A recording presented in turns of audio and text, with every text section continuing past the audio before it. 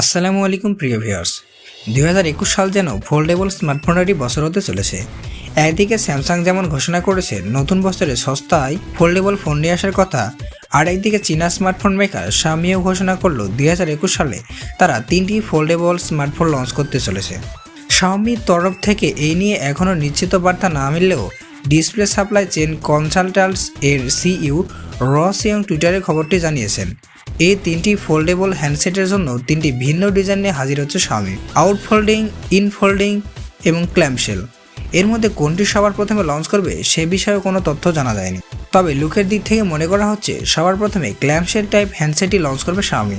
আর তার সবচেয়ে বড় কারণ হলো চলতি বছরে একটি রিপোর্ট থেকে জানা গিয়েছিল যে ক্ল্যাম্পশেল ডিজাইন টাইপের জন্য স্যামসাং এবং এলজির ডিসপ্লে অর্ডার করেছিল শাওমি।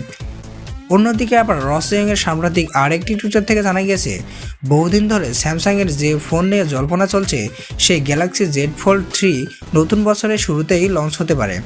স্যামসাং গ্যালাক্সি সিরিজের এই ফোল্ডেবল ফোনটি গ্যালাক্সি জেড ফোল্ড 2 এর পরবর্তী প্রজন্ম।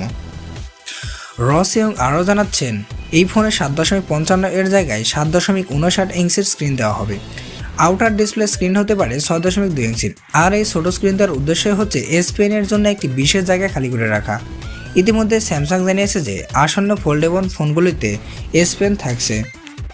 রিপোর্ট থেকে আরও জানা যাচ্ছে গ্যালাক্সি S21 আলট্রা হ্যান্ডসেটে এস পেন চার্জার দেওয়া হবে। রসিয়ং বলছেন গ্যালাক্সি জেড ফ্লিপ 3 এবং গ্যালাক্সি জেড ফ্লিপ লাইট এ একটু বড় 6.70 ইঞ্চি ডিসপ্লে থাকবে।